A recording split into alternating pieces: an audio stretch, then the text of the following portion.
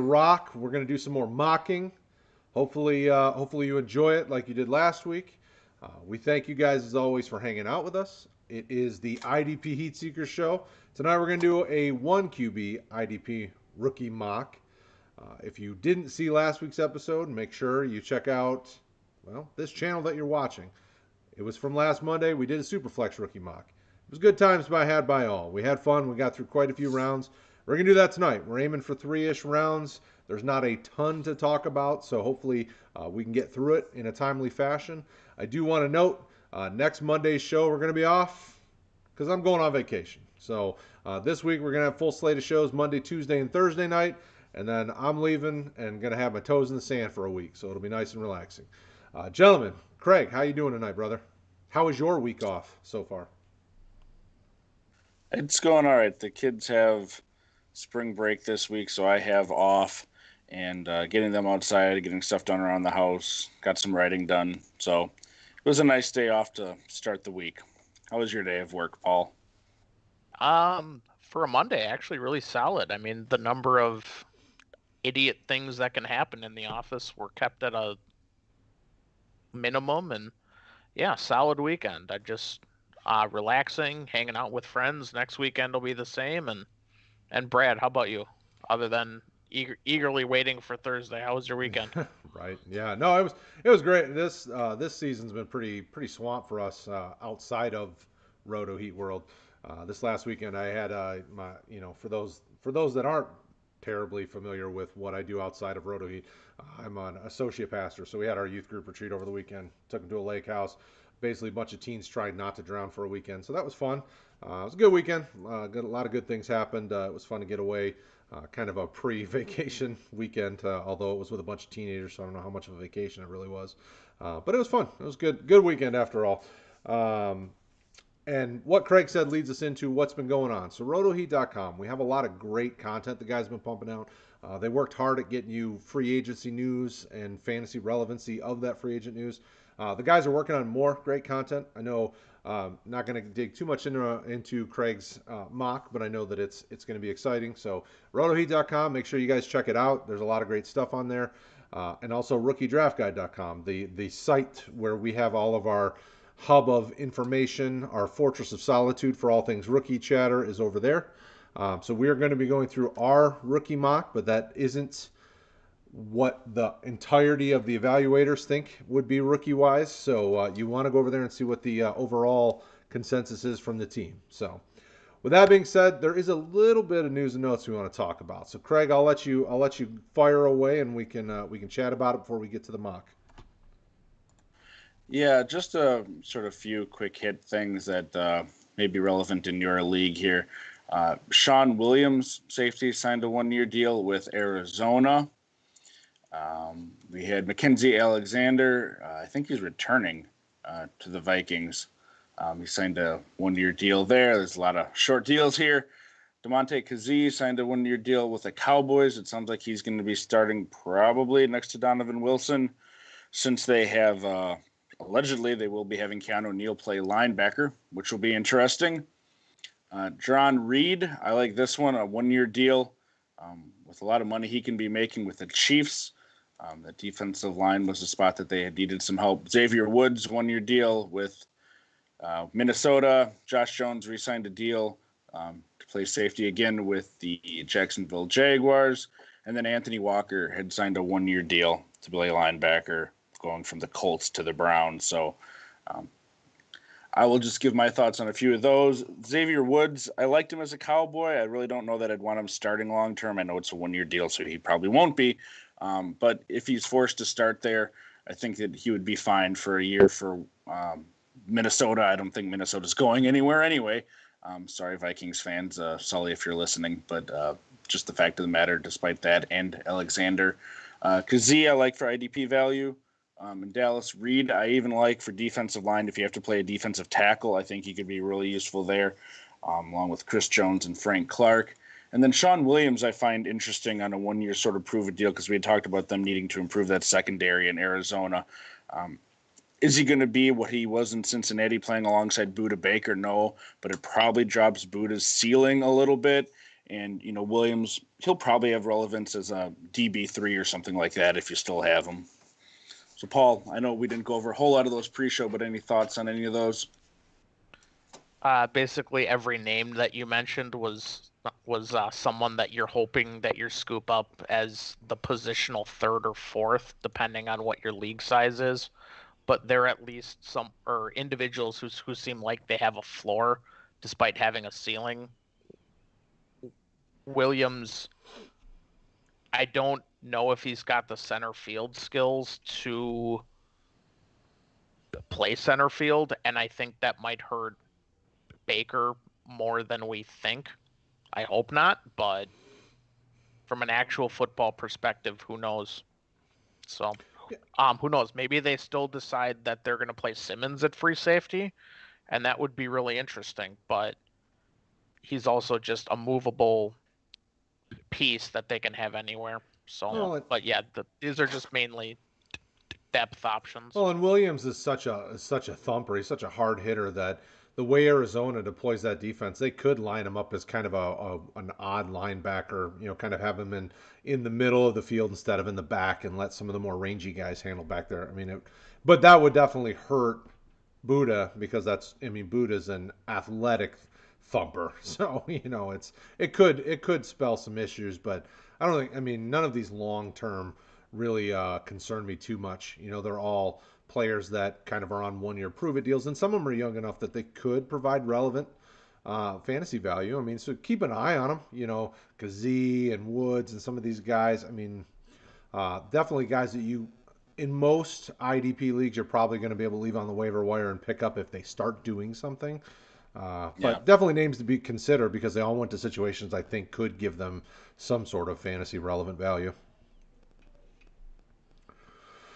Okay, so there you go. News and notes for the show. Let's get to the meat and potatoes of this thing. Let's get into it. So just like last week, we're gonna kind of go in order. Kraig, Paul, me, 1, 2, 3, and we're just gonna go straight through. Most of the first round, actually all of the first round, and even probably in the mid-second round, you're going to see a lot of offensive guys. So stick with us. I know that this is an IDP show. There will be plenty of IDPs brought up as we get into the mid-second and on. And we'll even try to go as far as we can in this hour, so we can give you some other names to keep an eye on. I know even doing my evaluations and kind of tinkering around with my orders between the last show and this show, I have some guys in different spots that'll be fun to talk about. So without further ado, 1QB.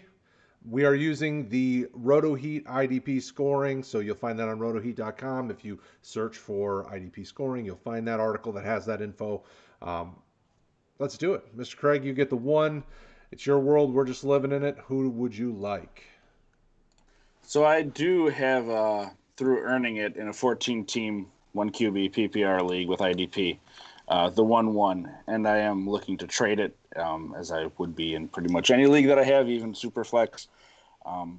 That said, if I had to keep it in a league where I would not pick a player that I like just to troll the rest of my league mates that I've known for a very long time, which I'm apt to do, I would be going Najee Harris if I was actually taking a legitimate pick. So he would be my 1-1.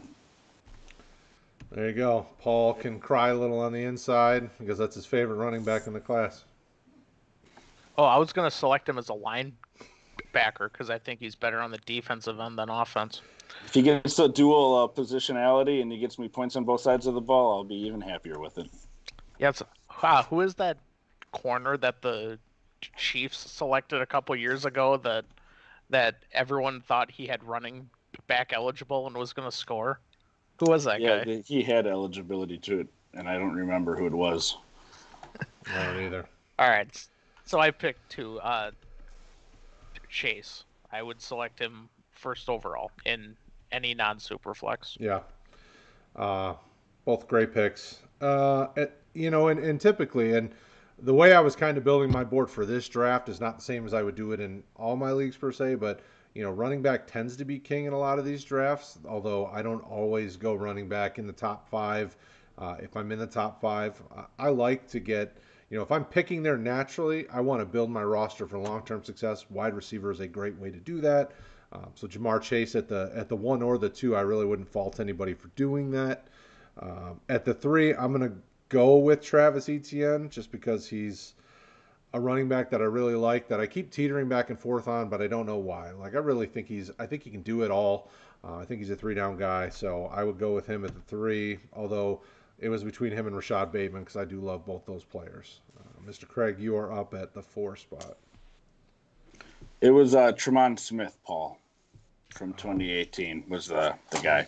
Although the guy that left Brad's team, the Detroit Lions, to go play wide receiver, cornerback, kick returner, or whatever on the Jacksonville Jaguars. Mr. Agnew, same sort of thing there where he converted, didn't he? Supposedly to wide receiver. Yeah, they played. I mean, he played snaps at wide receiver during the season last year. I mean, I think he has a better chance of being somebody's wide receiver than corner. I mean, when you watched him as a corner, he had a lot of trouble with that. He's an athletic dude, but he was having trouble, especially in the slot. This will be a pick here that I know Paul will like, probably just as little as my Harris pick. And I know he's not normally mocked this high, but I'm going to go Rondale Moore. Woo!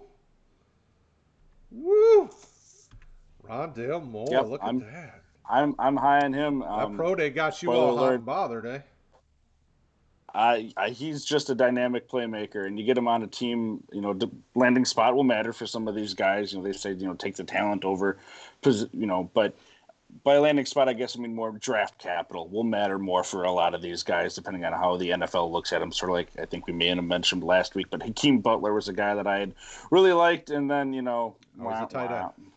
when you saw how the NFL thought about him, so I have to learn to be better at that, paying attention to that. So draft capital will matter, but for now I have more there, so that's who I'm going with.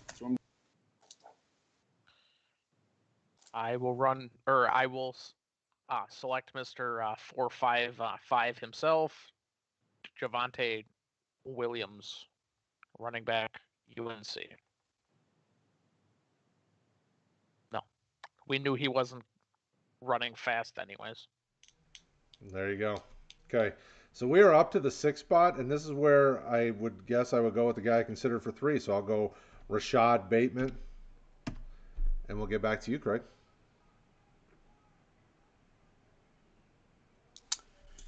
Yeah, and in trying to think of, if you're purely constructing a team full of rookies, which is weird here, I probably wouldn't go with this guy, but at this position in leagues that I have, I would feel comfortable, and he's probably going to go around here. I'm going to go with Kyle Pitts. Yep, he will go right in here. Probably anywhere from 6 to 10 in a 1QB, I would guess. All right. Yeah, this is the first selection that I don't know. I will go with Seth Williams here. At the 8th spot, eh? So it made you take him over guys like Waddle and Smith and Gainwell. Ceiling.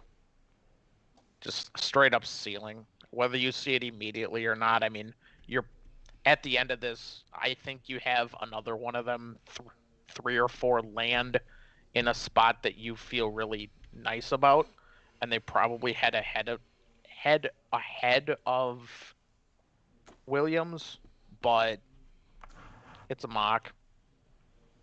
It's a mock. Fair enough. All right, so that's me for the 9, and I'll take Jalen Waddle, wide receiver, Bama. Big play guy. I mean, what can you expect? I expect him somewhere in the top 10 range once we get to actual rookie drafts. Mr. Reith? Yeah, I'm going to go the other Alabama wide receiver with Devonta Smith. That's a tough thing. Like, I'll be interested to see what the NFL really, truly thinks about a guy who's a little bit underweight when it comes to wide receiver. Because, I mean, Heisman Trophy winner, and the dude's got great route running ability. I mean, there's really not a lot of things you don't like about his game. So I'll really be intrigued to see how the NFL treats that. All right, Paulie Shore, it's up to you.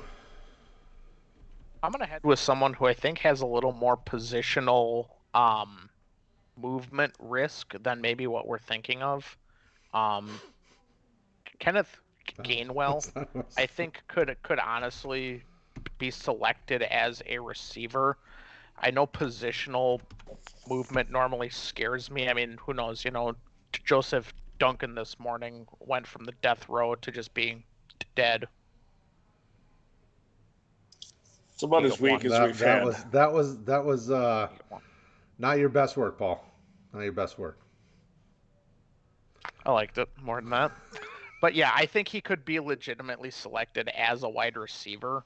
And if that happens, the value here, I don't want to say plummets, but it would floor about 5 to 8 spots, a little bit beyond So this. you think Lynn Bowden drops? I think he could be legitimately selected as a slot receiver. Well, I like that pick and the reference more than I like Seth Williams, where you took him. So I was going to say, you took a linebacker first overall. I mean, whatever, it's okay.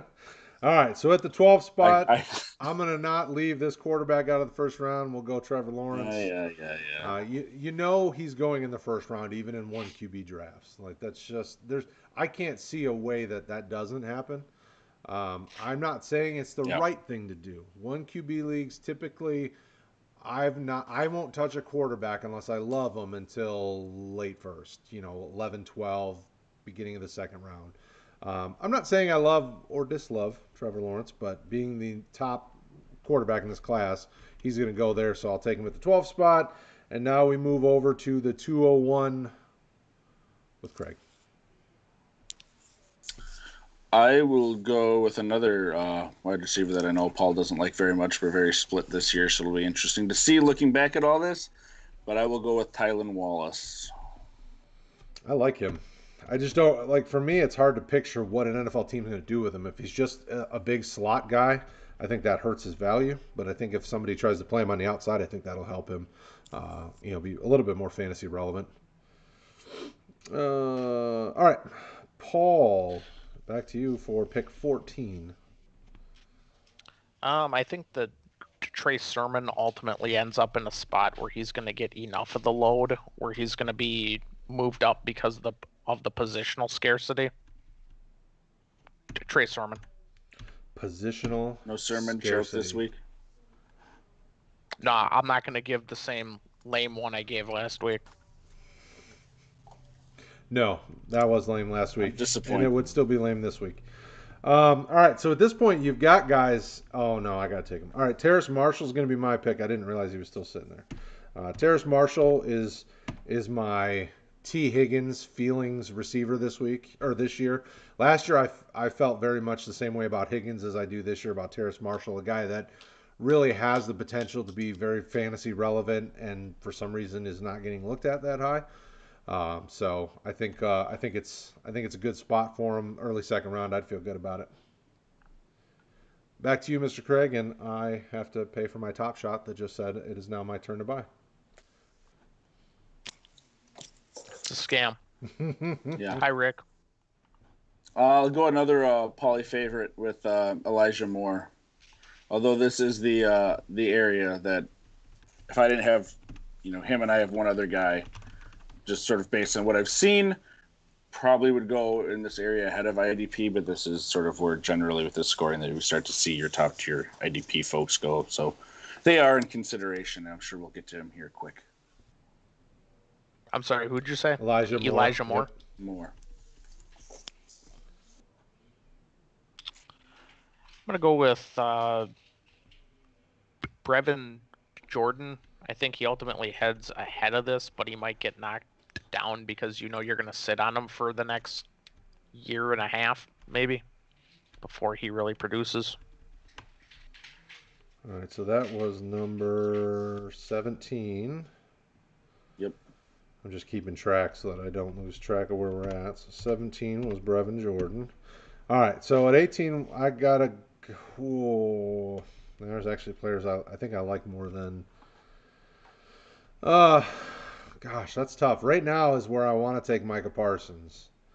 But with Michael Carter, Freiermuth, and Kylan Hill still sitting there, I kind of like both of them, all three of them, more than Parsons at this spot. I'm going to go Michael Carter at 18 but that's hard to do. Like I really like Parsons too, so I'll go Carter at 18 and Field. Mm, that it's probably about the similar value. Mr. Kraig, are you going to be the first to dip into IDP now?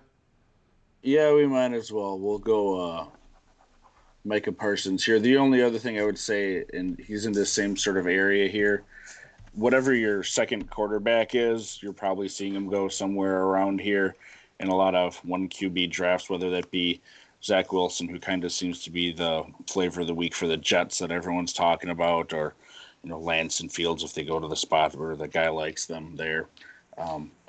But yeah, I will go Parsons, who I know we've all discussed sort of as our top linebacker and top IDP currently. There really isn't a whole lot to not like about him, but like we talked about, landing spot will depend for a lot of these IDP guys in terms of who's ranked in what order. Yeah. I will go D. Eskridge with the next selection. I just like the floor that he provides.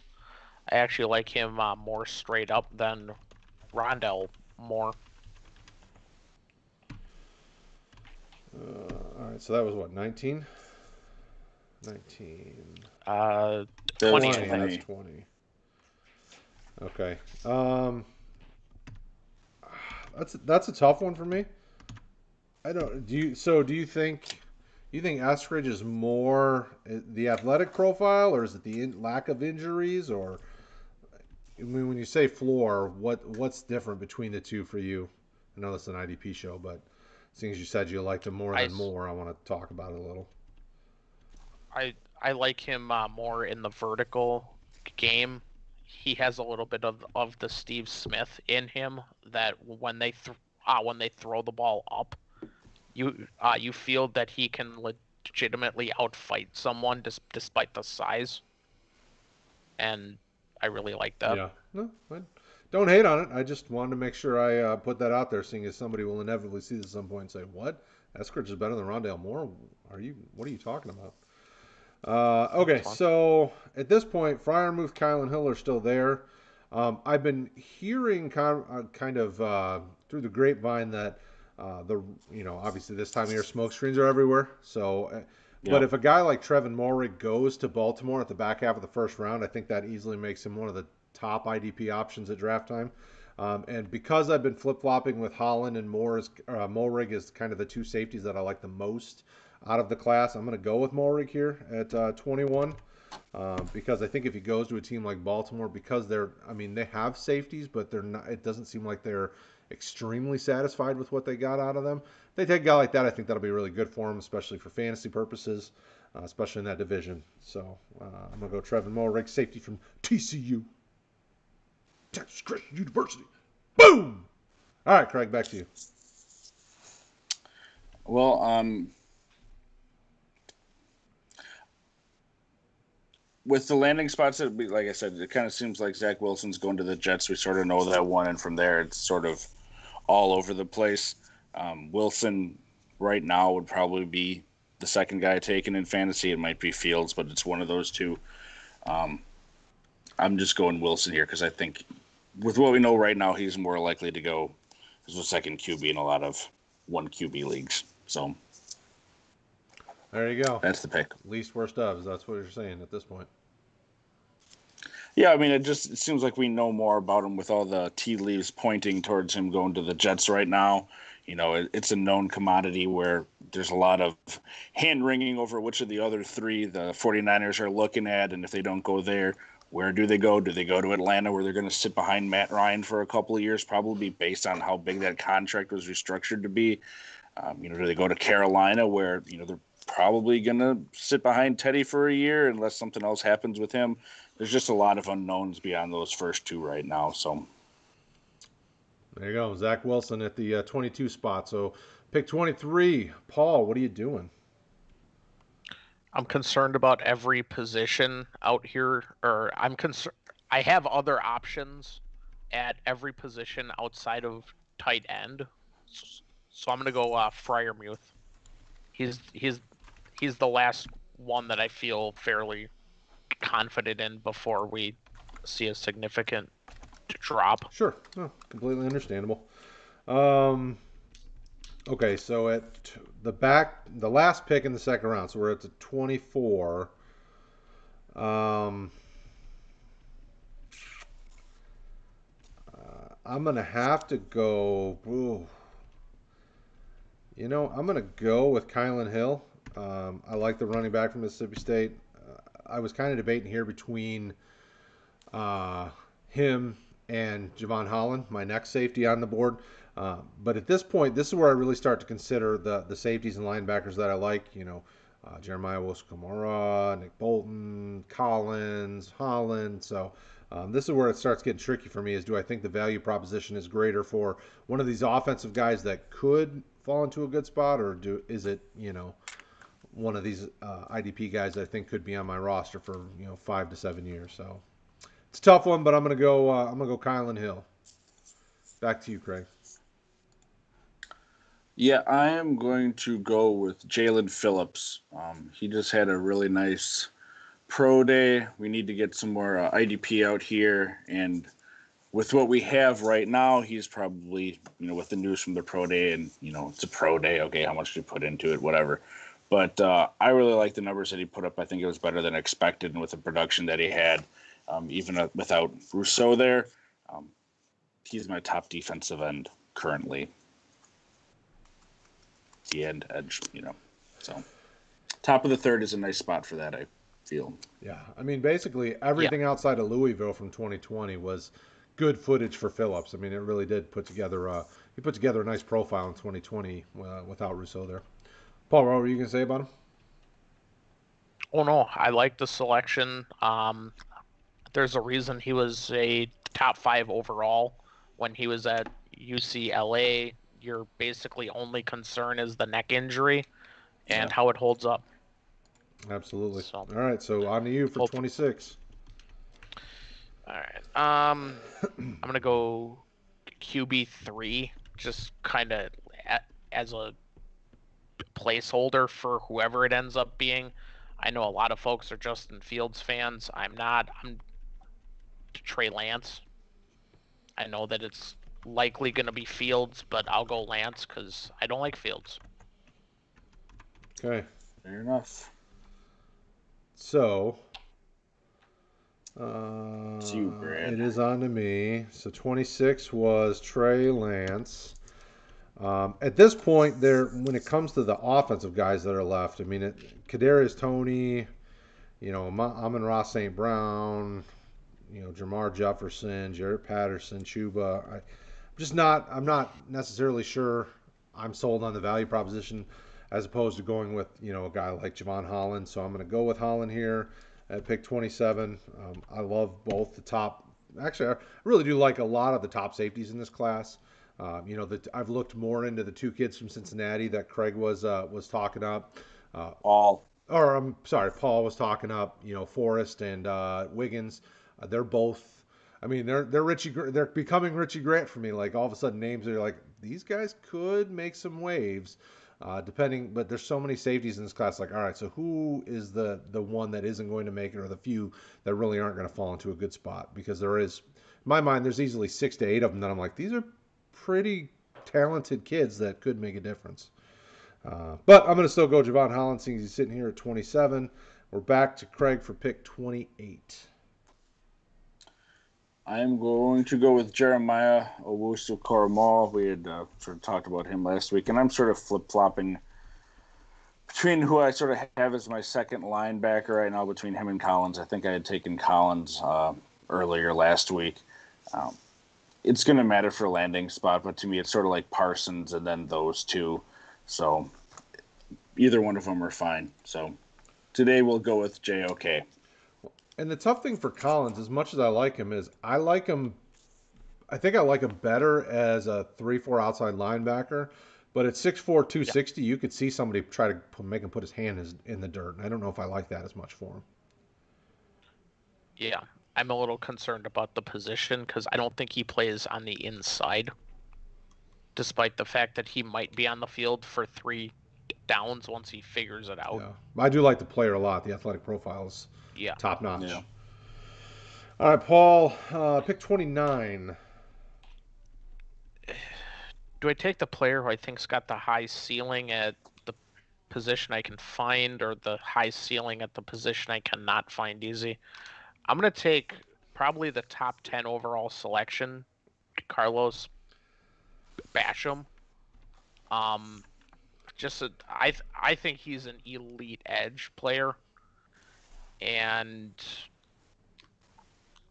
I think if you do get IL, which is interior lineman eligible, he might be a round higher than this.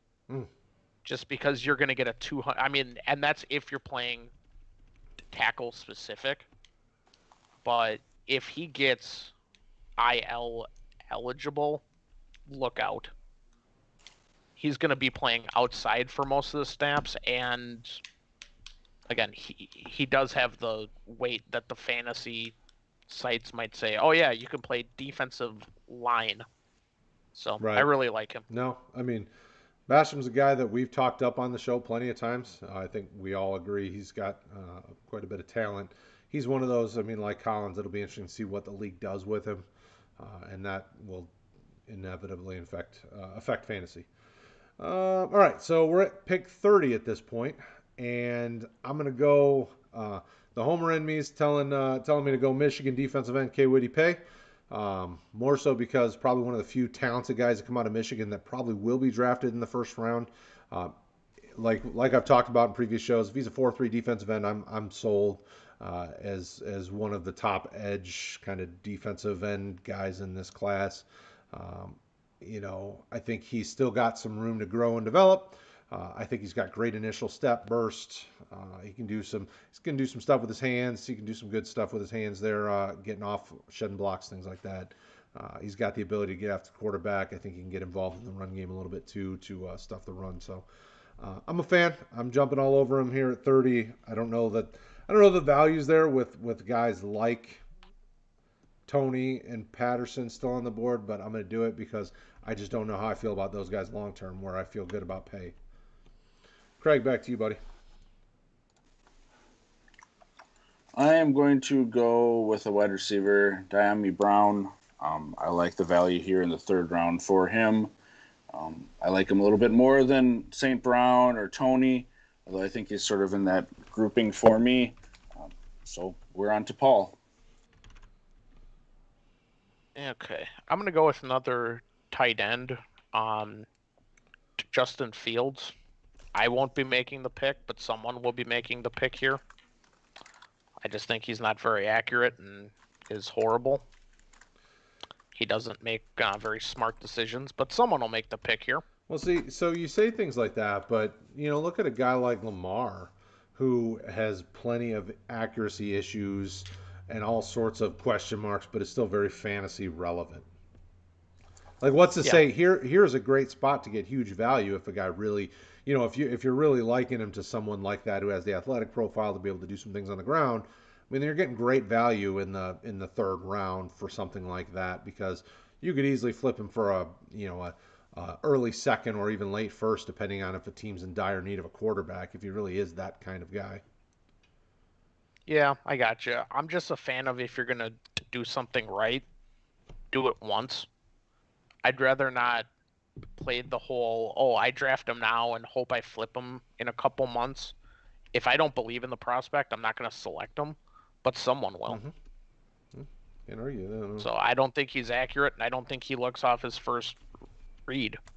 I just don't think he's very football smart. If I get proven wrong, so be it.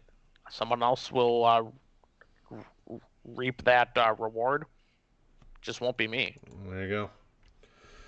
All right, at 33, I'm going to take probably one of my favorite running backs in the class, but I don't know that he's going to be a huge fantasy star, and that's Jaret Patterson from Buffalo.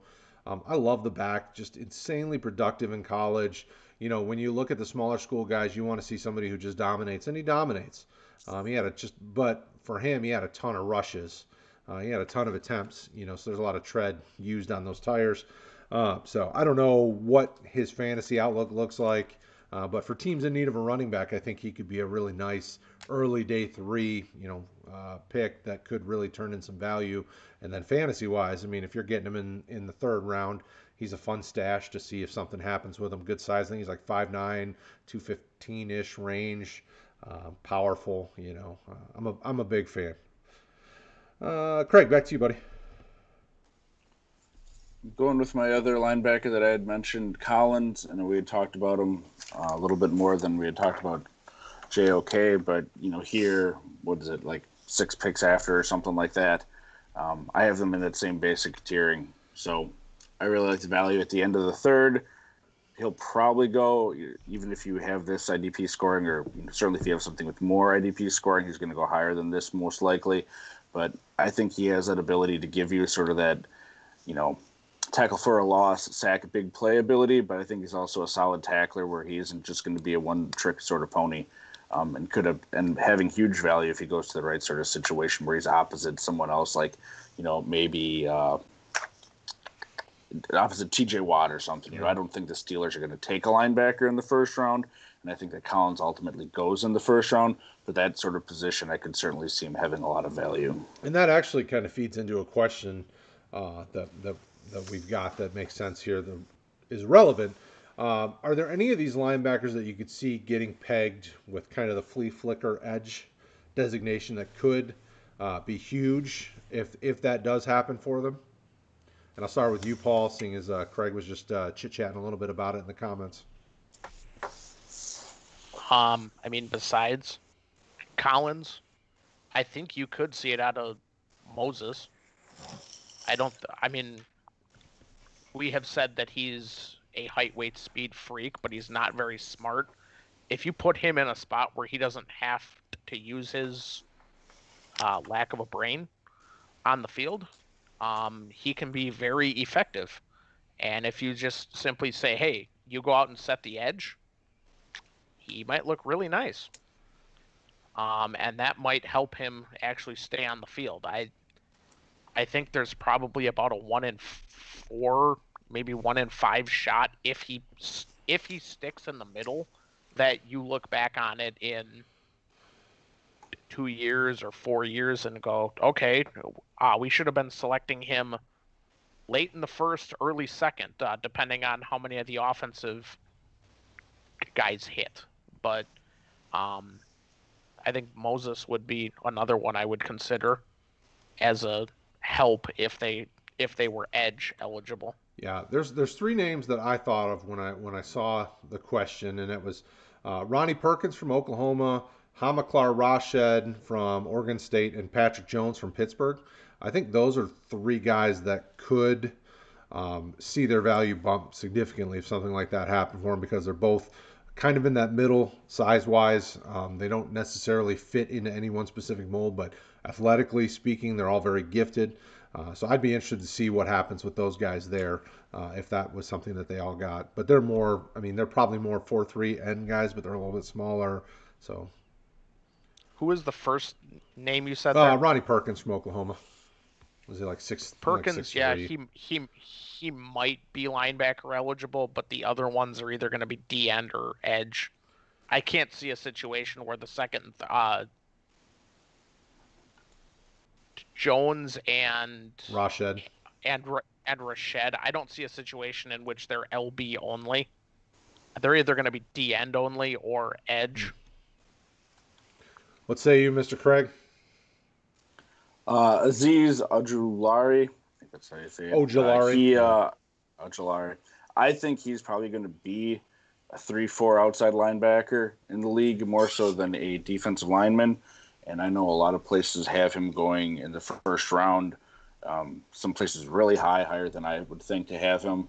And the other one that's sort of in that same sort of mold size-wise is Joe Tryon out of Washington.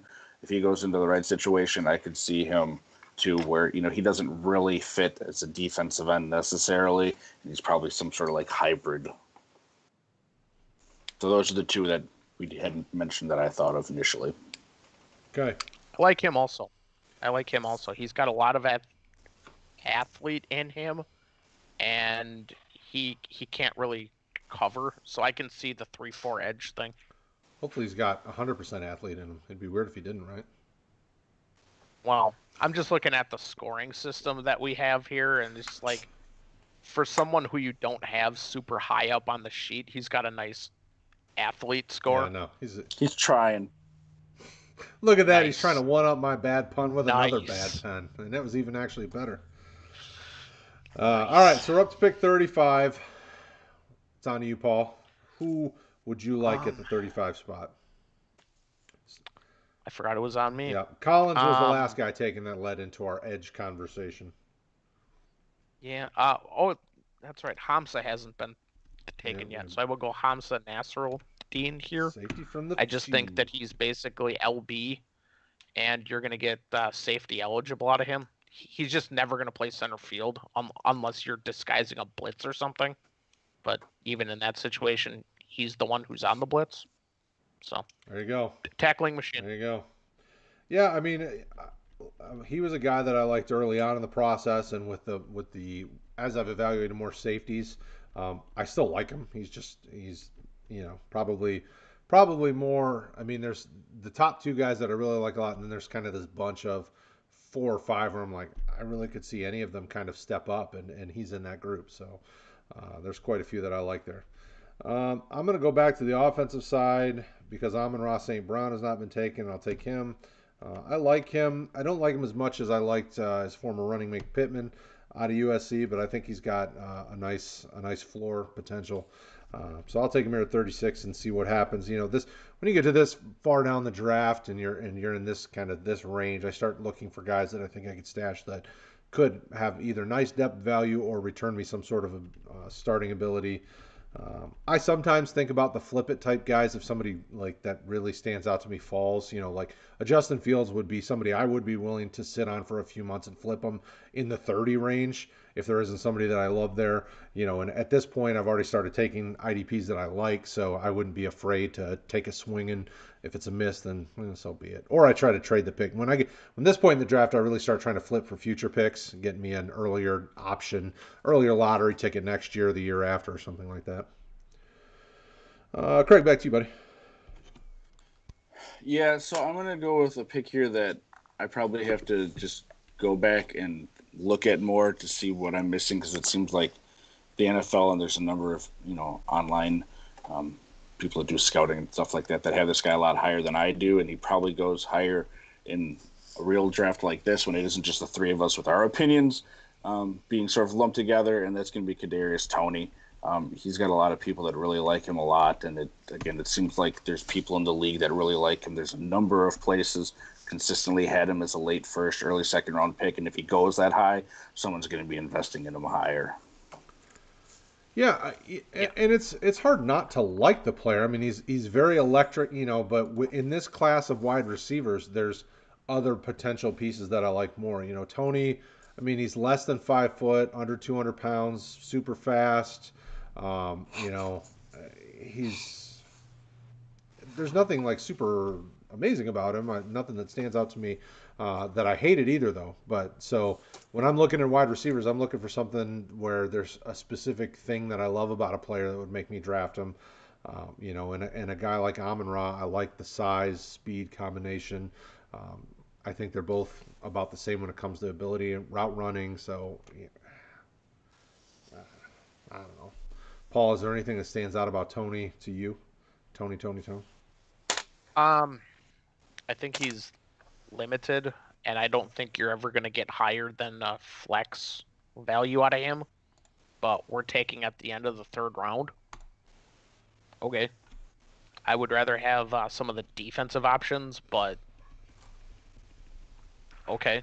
I mean, I wasn't behind the whole KJ Hamler thing last year, but he at least showed enough that after the fact, okay, if you need positional depth, or you need who is likeliest on offensive flex value in the future, yeah, he's up there. He doesn't have the highest ceiling, but sure. I mean, he is really good at making people miss, as far as his tackles on him. Pro Football Focus, he has the highest missed tackle per touch rate since 2018 out of any draft eligible wide receivers. And I know there's weird stuff with different people counting for that based on did they opt out for a year and not play. There's all sorts of different stuff that goes into it. But I mean, he is an electric little guy that can make people miss. And, you know, it just depends on, is he going to go somewhere that's going to utilize him, or is he going to go somewhere where like KJ Hamler did that you mentioned, where in the end, I think he just gets sort of lost in that shuffle on the Broncos right now. He's going to have big games and big plays, but, you know, he's sort of maybe their fourth receiving option behind Sutton, Judy, and then Fant. So, I mean, if you're flipping Hamler, or the other end of that is, if you're flipping Hamler from last year May to right now, you've really made a profit. It's just a matter of how much. Right. All right, so we're up to 38. We're at 38. We're in the fourth 38. round. Yeah, So, we're at 4-2. So what are you taking here, Paul? Another one of the I wouldn't really be making the selections, but somebody would. I'm going to go Mac Jones because he's the last of the viable QBs that I think. I mean, obviously, if it ends up being Kyle trash, then so be it. But Gonna hurt Brad's feelings here. Jeez. I'll go with Mac That's all right. Jones and just move on. For a fourth round Devy pick last year, I'm not going to complain. Even if he has remote ability to get me better return on that investment, I will take it every time. Drafted him in the second, Brad. Was it second round? I thought it was later than that. Mm-hmm. Yeah, second round, I'll take that too. Especially in that league with the way people pick. I'll be getting some good Devy players this year. So at this point, I'm picking a defensive tackle because we really do need to talk defensive tackles. This is a spot where I could see a tackle go if you're in a tackle specific league. I would think, kind of late third, fourth round is where you start seeing them go. Barmore and Onwuzurike are probably the two D tackles that I like the most, but Nixon's in the mix too. There's kind of three tackles that I think all have value. I'm going to go on Onwuzurike, but he's going to take time to develop. So Nixon probably has a chance of starting immediately and giving you a value, but I like Onwuzurike's burst and just kind of the body type a little bit better. I think he could turn into a Buckner, Kinlaw type of guy that can get up the field and attack the quarterback. So I'm going to take the stretch and reach for Levi Onwuzurike from Washington. Up to you with number 40, unless you want to comment on the defensive tackle, Mr. Kraig. Yeah, I mean, I think he's probably a guy that if he goes in the first, it's going to be a late first. I think we're going to see very few defensive tackles go in the first round here. Barmore is a name that's thrown around a lot by people, but then you also have other people like Paul and Warren Sapp that agree that, he's a third or fourth round pick. So, we're going to have to see a defensive tackle. It very well could be. We'll have to see, like we said, defensive tackle, it matters a lot for, the position that they go into, too. Someone like Kinlaw, who last year went into a good situation, he had some people go down around him, and he played all right, but, he's going to be learning it, and when you don't have people around him, it's going to be harder for you to get on the field and actually show something.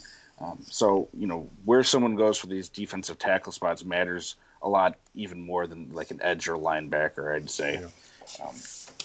That said, I'm going to go with a linebacker that Paul chose last week that I like a lot. And again, being mentioned over his brother, Chaz Surratt.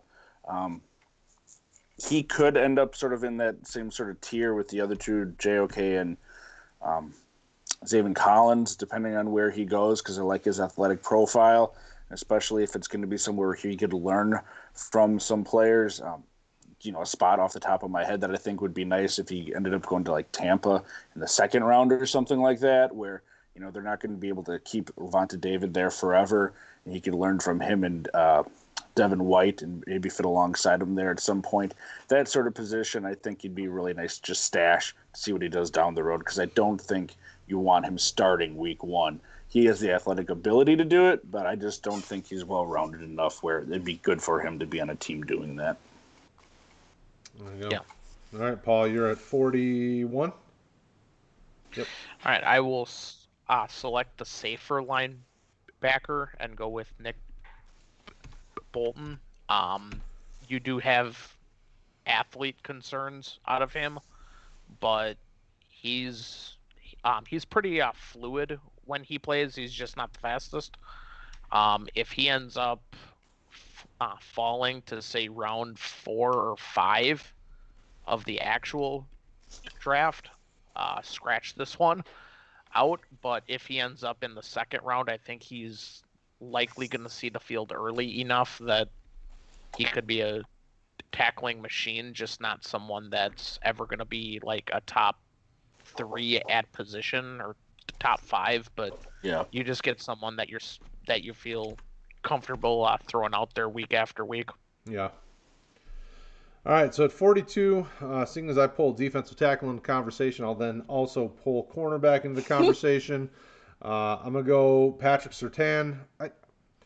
It's a crapshoot with cornerbacks in fantasy. So typically, I don't normally draft a corner. I normally just see what's out there in free agency or something of the like. If you're going to draft a corner because you have cornerback specific, I would pick one of these rookies, one of the top few rookies, because typically they'll get picked on. But I think Surtain eventually will turn into somebody who could probably be something you don't want to keep for long term, because he could potentially turn into more of a lockdown type corner. I think he's not only got a good pedigree, but he's a smart kid, very instinctive, good tackler. He does a lot of things really well. So I'm pulling a corner in here, but I can't say, at this point in the draft, I mean, it's okay, sure. Yeah. From a fantasy perspective, he's going to play lots of slot, and he's almost like Marlon Humphrey, where he's not really a corner. That's a good one. Yep.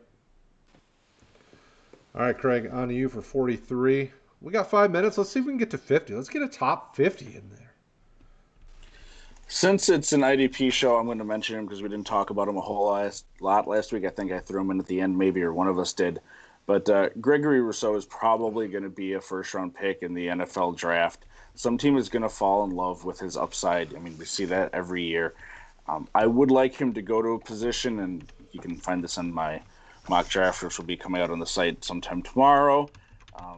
Don't completely kill me over it. It's a first draft, and I usually do several. It'll be releasing probably 5 of them on the site before the draft here.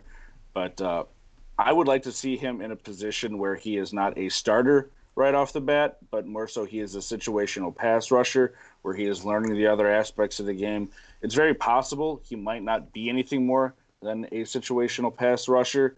I mean, if he doesn't round out his game, he's going to be one of those guys that is completely boom or bust with a really high ceiling. You're going to have those, 4 sack, 3 TFL weeks, and then a week where, he has nothing or an assist or something like that. So if he can go somewhere where he can learn behind some guys, try to, improve upon his game and just try to meet that floor up a little bit with that ceiling, I think that'd be ideal for him. But again, you're going to see him probably go in the first round this year, and somebody in your IDP league is going to fall in love with that upside, so he doesn't need to be mentioned. Paul. Yeah. If he goes in the top 50 selections, he will almost be off my board. If he goes after about 110 of the actual draft, I think that there's going to be enough hate on him that I'll be interested in the upside. All right, so what are you doing at 44? DeMonte Coxie, receiver out of Memphis, just height, weight, speed, athlete type, and you can throw it up. And I really like that at the end of the 4th round here. Yeah. There's as much upside here as anyone else out there. Right. Well, and I'm going to go with your former boy. It seems like I'm the one that's always drafting this kid. I'm going to Tamarion Terry. If he can get his head on straight, the abilities are there. The kid, you saw it, not last year, but the year before. He's got plenty of upside if he could just pay attention and listen to his coaches. 46 to you, Craig. Taking a guy that I had drafted in that Devy league that we're in, and then I had flipped him to you, Brad. I am surprised that he's here, and he probably will go higher in drafts, but Chuba Hubbard, he didn't go yet, right? You didn't take him? Although I thought didn't about think it a few times. he's one of those guys we talk about, but landing spot really is going to matter in terms of what does the NFL think of him with how things went this past year, and then is he going to be able to fit into sort of the blocking scheme of the team that he goes to? So, he could go a lot higher than this. If he falls to the 5th, 6th round of the draft, you're going to be looking at that, end of your draft, hoping he's a steal, put him on the taxi squad, something like that. So a really wide berth of areas, and that's sort of probably why we saw him fall here. All right, Paul, up to you, 47. Do I take the upside D end or the upside safety? Well, I can't get my defensive end sheet to load, so let's go safety. Do I take? There's a lot of safeties. Bubba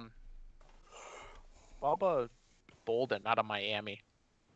Just feel he can play free and strong, and he's probably the safest one out there. If you want to argue it's Richie Grant, then that's fine. Also, but I feel that Bolden has as much of a floor as any safety left. Yeah, you're probably right. I can't knock that one. All right, so 47. So I'm 48, right? 48 sounds right. Yep. Yeah, at this point, I'd want to take probably. You know what? Give me Dylan Moses. Why not? I'm feeling adventurous. Not actually picked him in a draft before yet, but he was a guy that a year ago people thought was kind of the top linebacker coming out. So if we even get something close to that kind of any kind of value out of him, I'll take it. So give me Dylan Moses. Why not? Back to you, Craig, 49, and then we'll do Paul for 50, and we'll call it a day. We'll round it out with some IDP. I'm going to go with Azeez Ojulari, like we had mentioned, but Paul's favorite, Joseph Osai, could go here too. Both of those guys, Osai anyway, much to Paul's chagrin, have that, probably top 2 round right now atmosphere out there in the mock draft world. Seems like the league likes him a lot more than maybe we do, which again, that's generally speaking probably something on us. The league isn't always right, and we're certainly not always right. And a number of these guys, we have another month before the draft as of today. It'll be a draft night in a month from now, so lots of fun activities for that. But in the month leading up to time after, before you actually have your drafts, because most leagues don't have the draft, the Sunday after the draft ends or something like that, although some of you do, and some of you do have them beforehand. Both of those guys, I think, deserve to be mentioned just based on sort of that edge position and where they're probably going to go. But if I had to take one, I would take Azeez. All right, Paul, round us out with 50. There's a lot of nice defensive ends left. I mean, it could be any one of Rashad. I do like Roach. The more that I watch him, or Roche, if you're watching the show, then sorry if I mispronounced your name. Rashad Weaver, I really like.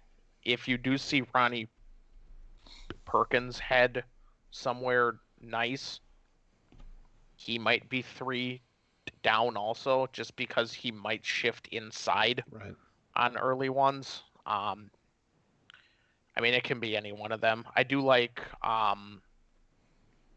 Jones also, but I think he's probably below the other names we mentioned. I know I'm selecting like 5 or 6 of them, but take your stab. Any one of those guys is my selection. Doesn't pick whichever one you want out of there. There you go. Was there anyone that I didn't mention that you guys were just itching for at the end there? You said Patrick Jones. You said no. Rashad. No. I think they're all pretty solid there. And spot will kind of solidify who D3 in the class is. I would think in the rookie class and fantasy. So can't knock it down. That's how I feel about safety. Also at this spot, there's like 5 safeties that if they land right, that's the pick. Well, I think not always the same in the offensive side, but on the defensive side, landing spot does play a huge role for a lot of these positions. I think corner may not be as big a deal because of the way that corners are deployed. But linebackers, if you go to a 3-4 and you're as an outside, it may not be much value as much as so in some. So I think defensive side, there's the landing spot plays a much bigger role. So I think you're absolutely right there. That can determine safety 3 and defensive end 3 and all that. So. I don't hate any of those players. All of those players are solid. I think Perkins is a name that I think really could be a sneaky sleeper because I still don't hear many people talking about him. I've heard us talk about him on any other IDP shows.